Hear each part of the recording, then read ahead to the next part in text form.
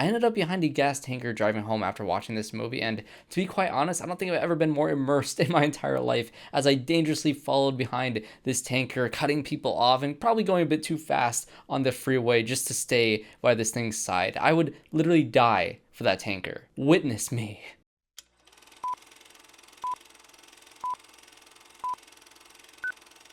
Hello everyone and welcome back to another video on the channel. Today we're going to be talking about Furiosa, a Mad Max Saga. This is yet another film from the deranged mind of George Miller, starring of course Anya Taylor-Joy, Chris Hemsworth, Alyla, Browne, and Tom Burke. And I think I watched Fury Road just a couple years after it was released with no, prior context as to the world of Mad Max. I hadn't seen any of the previous films, but I absolutely fell in love with that movie because of its visceral action, the intense way of filming that movie, the stylistic choices from George Miller as a director as well. The color, the editing, the fast-paced nature of that film was so incredibly unnerving, and throughout the entire runtime I was just enamored by that entire experience. Now fast forward nearly 9 years later, we're finally getting a prequel to that film, so I decided to watch all the Mad Max movies in preparation for this movie, which I'll briefly get into some of the other films towards the end of this video, but I do want to focus on Furiosa because as an origin story, as a prequel to Fury Road, I think this movie is damn good. Although it just doesn't quite reach the heights of Fury Road, I still really did love the entirety of this movie. And so we're going to be talking about spoilers for Furiosa, a Mad Max Saga. So if you haven't seen this movie, I highly recommend you guys watching it in Dolby specifically because the sound in this movie needs to be heard in either IMAX or Dolby. So what is this film about? Well, essentially it follows the backstory of Furiosa, played by Charlize Theron in that original film. This time around, she's played by both Alyla Browne as the younger Furiosa, and of course Anya Taylor-Joy when she gets a bit older, when it gets a little bit closer to the timeline of Fury Road. And it is essentially a sprawling tale of this girl who you heard from that first film was kidnapped when she was a little girl. Her mother died on the third day, and after 7,000 days of desperately trying to get back to the green place, she has gone through so much life. She lost an arm, she did all this crazy stuff, and we finally get to see exactly what that was. And this movie starts off immediately with her getting kidnapped. And honestly, I think if I were to get over one of my two complaints about this movie, I think I wish we spent a little bit more time in the green place getting to know her mom, getting to know the other characters. I know when she does reunite with some of the other mothers and some of the other characters from the green place in Fury Road, you get some sort of backstory, you get some recognition with those characters, but you don't really get to see them in this film. I think they are there. I think her friend was the person that she hugged that was on that one tower in that first movie. And so I'm not quite sure how those relationships, evolved from, this movie to Fury Road. I wish they kind of gotten into that just a little bit, but no, she gets kidnapped essentially, 2 minutes into this movie, and we're just off to the races from there. She is, of course, kidnapped by a couple of goons who are led by Dementus, played by Chris Hemsworth in this movie. And whenever you have a Mad Max movie, you have to have an eccentric and mad and crazy villain that is kind of the driving force of antagonism for these films, whether it's Immortan Joe in Fury Road or the Humongous in The Road Warrior. This time around, you have Dementus, who, just as his name states, is an absolutely demented and eccentric and just terrifying villain played by Chris Hemsworth, who's having way too much fun in this role. And as soon as he hears about the bountiful land that Furiosa is from, he immediately becomes obsessed with trying to find where she is from because he wants to have all those resources. He wants power. He's eccentric enough to have a chariot of motorcycles as his main vehicle, which I think goes on the pantheon of greatest vehicles in the Mad Max Saga. I love seeing him with his red beard and red dyed hair just charging to battle on his chariot. I absolutely love the visuals of that, but what makes him even more scary is not just the fact that he is demented and he's going to kill all these people in very brutal and violent ways. He's also very smart as a character because when he first interacts with Furiosa, unlike everybody else who has interacted with her up until this point after her kidnapping, he's actually very kind to her. He's like, oh, we're going to get these people off of you, we're going to clean you up, we're going to take you, we're going to feed you, and then we're going to take you home. And that is all just a ploy for him to get to this bountiful place that he's trying to get to, this place that has all the resources he needs to be able to take over the wasteland. And so he's very obsessed with getting to this place, and Furiosa is very much equally as formidable, with her character also being extremely smart, even as a small child, because her people, these people from the green place, will do anything to keep that a secret, which is incredibly impactful with how her mom actually goes about trying to keep the secrets of the green place, which I found one of the most intriguing characters, which she doesn't get a lot of screen time, but the amount of, I guess, vengefulness that she has going after her daughter, but just how efficient she is at taking out all these goons and making sure that they are not able to give out the secrets of where this green place is so fun to watch. You can definitely see where Furiosa got all of her badass qualities. It was definitely from her mother, but unfortunately, she does kind of sacrifice herself to let Furiosa try and escape, but that love Furiosa has for her mother just does get her caught in the end, and Furiosa's mother is killed at that 3-day mark like it was said in that first movie. And so now we're off to the races. You think you're going to cut to Anya Taylor-Joy, but no, we're going to stick in the past for quite a while. I think I timed it at about the hour mark is when you truly get to see Anya Taylor-Joy in full form by this movie. But what they do cleverly, which is kind of uncanny and a little bit creepy, is they have this little girl, Alyla Browne, who's playing the young Furiosa, and as the movie progresses, they kind of add some VFX to make her face look a little bit more like Anya Taylor-Joy's as she gets older, which is such a convincing effect, which I thought was incredibly uncanny, and just it was very, very well done. Honestly, I love how they made that transition very seamless as you're watching this film, which I think a lot of movies wouldn't go that far to do that sort of thing. And when I talk about the visual effects in this movie, which I will get into a little bit later on, I think this effect in particular is nearly flawless. And so now that Dementus has Furiosa, and he's kind of taken her in as a daughter of sorts, as being the mentor for this character throughout the beginning of this movie, as he parades down this wasteland with his army of motorcyclists when he finally gets to the Citadel and threatens to Immortan Joe that he's going to take over the Citadel, that he has the manpower to be able to take over this entire place. And again, the Citadel and everything from Fury Road and how this movie does set up not just Furiosa as a character and her backstory, but also the lore that was established in Fury Road that was kind of just spoken about in passing. It very much feels like, George Miller had all this backstory and all these ideas of who Furiosa was as a character and how the Citadel works and how their deals work with the Bullet Farm and with Gastown, and all this stuff is so incredibly fleshed out. And you can tell that this movie and this story and how this world works and the lore that was established in Fury Road was all built out already. And so when you finally get to explore that stuff, you get to go to the Bullet Farm, you get to go to Gastown in this movie, and you get to have Chris Hemsworth kind of being the driving force to take over all three of these places in his vow to essentially take out Immortan Joe. And although this is a prequel and Immortan Joe is in Fury Road and Chris Hemsworth isn't, you kind of know how it's going to turn out, but it's still thrilling to see all these places finally explored. And at this point, Furiosa is just kind of soaking in all this information. She decided to just stop talking at this point. She's not going to give away the green place at any cost. She's not going to let that slip up, and she's also going to be trying to escape at any chance she can get, and she's going to be soaking in all the information of who Dementus is as a person, how he operates, and how Immortan Joe operates, and who this new world is, and to see how desperate Dementus is to gain power in this world. He's going to take on somebody as formidable as Immortan Joe, who that entire sequence when they get to the Citadel and you see the war boys throw themselves to have them witness their glorious deaths into Valhalla. You get to see all that play out, and you get to see those hooks that you got to see in Fury Road, which Max jumped onto the hook at the beginning of that movie. You get to see the practical use of how they use those in wartime when you are facing off against a bunch of people who rode up into your territory. They're going to be driving these things down and picking up their vehicles and throwing them across the landscape. It was so glorious. But no, this isn't going to discourage Dementus from trying to take on the Citadel and Immortan Joe. This is going to drive him even more so to kind of shift gears and to go to take over Gastown instead, because he needs the resources. He needs bartering power over Immortan Joe before he can go ahead and take over the Citadel. He knows how he operates now, and he knows what will hurt him. And if he takes over Gastown, then he can gain some power. Maybe he can take over Bullet Farm, and then he can take on the Citadel with the force of all the resources that Immortan Joe needs to be able to run his army, which again, this character is very smart. His assault on Gastown by taking over one of the tankers and driving it through the gates and having them open the gates, and now he has his men inside, and he's going to open the gates for all his motorcycles and all his men to get inside to take over this thing, to have that bartering power against Immortan Joe, and kind of make a partnership between these two characters at this point in the film, where he says, okay, well, I'm the boss now of Gastown. You need my gas, I need your food and resources. We're going to work together here, but no, I don't like the old deal that you had running here. I'm going to ask for more than that.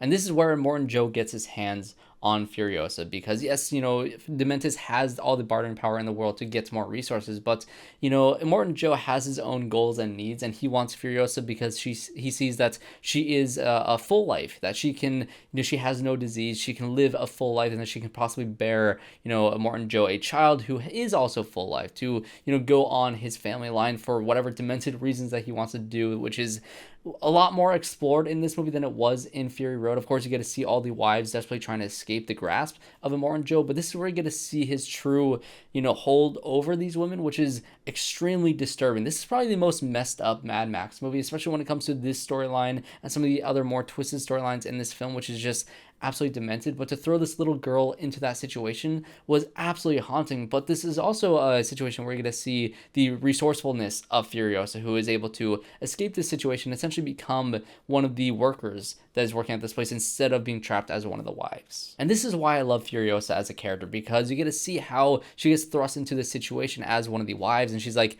I do not want to be a part of this. I'm getting out of here because this is incredibly messed up. And so she, gets out of there. She disguises herself as one of the peasant boys that is kind of working on these factories. And she knows that she needs to get on a war rig. She needs to get out of this situation. So she needs to climb the ranks of this, of the society to be able to get to a place where she can get on a war rig and try to escape, which is where you finally get to see Anya Taylor-Joy in this role. And, once you get that transition, once she's finally, in the game, when she's finally underneath that war rig with her motorcycle, going on her first real attempt to escape this place, I love this. Is probably my favorite sequence in the entire movie, because I think this is the first time in this movie where you truly felt like you're in Fury Road again. And I know a lot of the complaints on this movie has been about the pacing of this story, and I will say from the opening 30 minutes, you get to see that there's probably more dialogue in the first 30 minutes of this film than there was in the entirety of Fury Road, where that movie was just nonstop adrenaline. This movie takes its time a little bit to set up the characters, to explore the lore a bit more, to have all these character dynamics and explore the eccentricities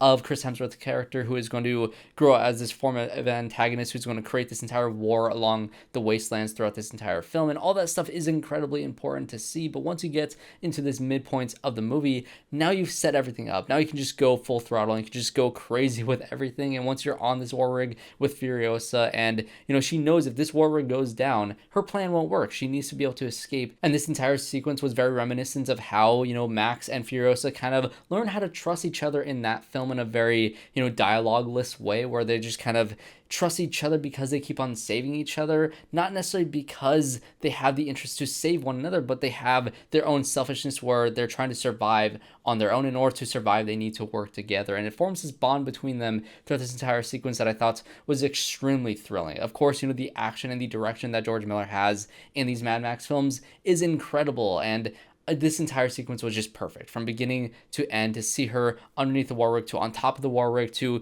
going across from it, from fighting all these people inside the cabin of this war rig, it is thrilling. And at this point in the film, she could very much escape. She is off the war rig. She's on her own now for the first time in her entire life since she was a child. She is finally on her own. She has escaped, but she doesn't have the resources. She doesn't have her motorcycle anymore. She doesn't have her food anymore to get to the green place. And so she makes a deal with the guy who is running the war rig to get a little bit higher up in the ranks, to become, the Imperator, to actually drive the war rig, to be able to escape with him eventually, which I think was a very interesting dynamic, to have this almost romance between these characters, which I thought was actually pretty engaging. This is a storyline that I wasn't expecting whatsoever. I've never seen Tom Burke in anything before, but honestly, I did like his role a fair amount in this movie. And I think on second watch, getting to know these characters a bit more and paying a bit more attention to how this relationship kind of grows throughout this movie, I think it will work even more on second watch. But I did enjoy this entire section of the movie to, kind of climb the ranks a bit more, to kind of montage through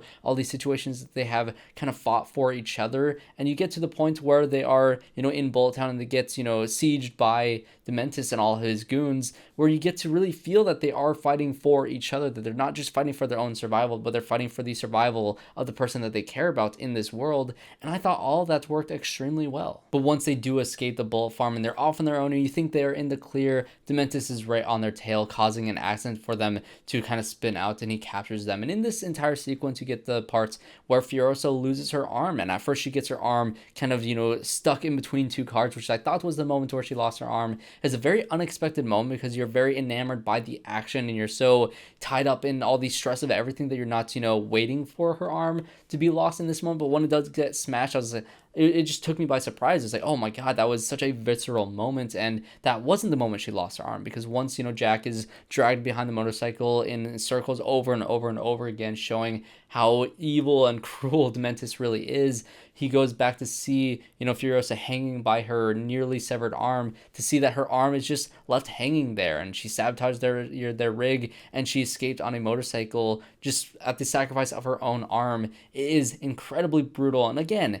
this is why I love the character of Furiosa, because she's a very smart character, she's very resourceful, and she will escape by any means necessary. And driven by pure hatred and desperation at this point, she goes back to Immortan Joe and essentially, says what Dementus' plan is, and how, she's trying to draw them into Gastown to take all the defenses out, to have, Dementus come in to take over the Citadel while all their defenses is, distracted in Gastown. There's all this sort of, storylines where you have Dementus being, yet again, a very smart villain in this role, and you have Immortan Joe, who is just as distracted and as selfish as he is throughout Fury Road, and you get to see how Furiosa helped him not lose this war. You do montage through the entire war, which I think I'm a little bummed he didn't get to see more of it, because the shots and the quick, montage that we did get of this 40-day war was really visually just striking. I loved all the visuals and how it kind of faded between all these, destructive shots, and to see all these bodies flying, to see all this,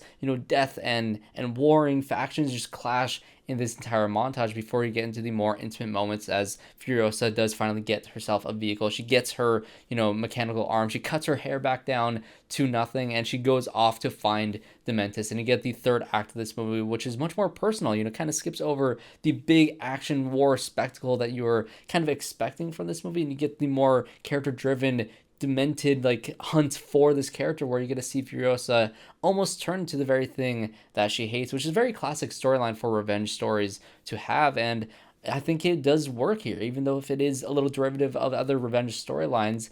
I was so enamored with this film, I was so on board with this character, that it didn't matter what this storyline was. It didn't matter that I've seen storylines like this before in other films. What mattered was that I cared about Furiosa, I cared about these characters, and I really hated Dementus. I needed that guy to go down, and I needed to see how it's all going to go down. But once Furiosa finally does get her hands on Dementus, she doesn't just kill him quickly. She doesn't let him have the satisfaction of dying a quick death. No, she's going to torment him for as long as she possibly can by, taking out his water, taking away all his weapons while he's sleeping, and just taunting him, and just, driving right behind him. And then when he walks towards her, she'll drive back, one step forward, two steps back. This game that she's playing with this character in a very demented way that is, again, pointing towards her being just as cruel as Dementus is. And you have a lot of great dialogue between these two characters, because at this point in the movie, Anya Taylor-Joy as this character really doesn't have a lot of lines in this movie, which, when she finally does get to have that confrontation with Dementus, and you get to hear the dialogue, and you get to hear the passion behind her voice,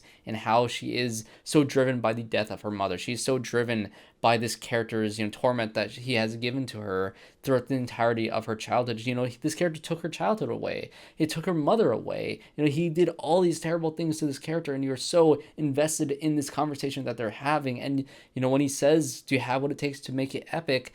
Yes, she does. She doesn't just shoot him in the head. She doesn't just, torture him very slowly. No, she literally plants that seed that her mother gave her into his body and lets a tree grow out of him, and is, holding him alive just barely enough for him to just be tormented for the rest of his life. And that is absolutely brutal and such a fitting way for this character to end, and it leads perfectly into Fury Road. But to get back to some of the negatives that I do have with this film, like I said at the beginning, I do wish we spent a little bit more time in the green place, getting to know Furiosa and her relationship with the people in this place, and with her mother specifically. But you gotta have this movie just kind of kick off right away and going on this journey with Furiosa right from the opening moments of this film. So I do understand that. And I will say that I've heard a lot of complaints about the pacing of this movie, and even though it's not as breakneck, fast paced as something like Fury Road was, and this movie is 20 minutes longer than Fury Road was, and it does feel that length, I didn't mind the pacing here, because it did feel a little bit more reminiscent to what The Road Warrior was,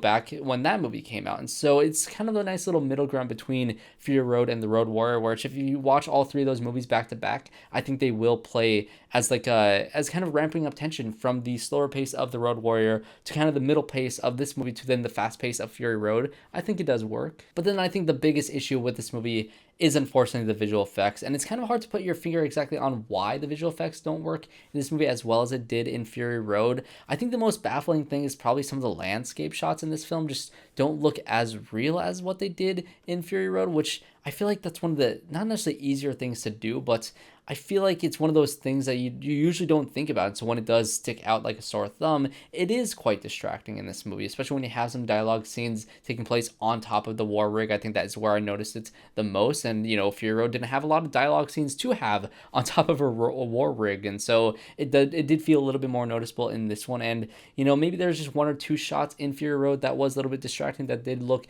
a little bit CGI. But in this movie, pretty much in every single set piece, in every single sequence, there is something that you can point at and say that does feel very visual effects heavy. Maybe they had their budget a little bit spread thin because, again, this movie and its scope and its scale with, the war that it has and the destruction of Bullet Town and all these sort of things that are just kind of really expensive and really big and really high scope in this movie that compared to Fury Road. Maybe that is why it doesn't work as well, but I'll make the comparison for this film to like something like Black Panther. I do love Black Panther. I love that film very, very much, but the visual effects in the third act is just, it's straight up bad. But the reason why I don't complain about that movie too much because of the visual effects is because I'm so invested in the story and the characters where, yeah, it's not distracting enough for me to be taken out of the drama of the movie itself, where something like Attack of the Clones, I don't really care for that story all too much, and those characters are just not engaging to me. And so, when the visual effects are bad and distracting, I will get distracted by those sort of things because I'm not invested in the story at hand. And so I was not as distracted by the visual effects in this movie. And I think especially on second watch, I can kind of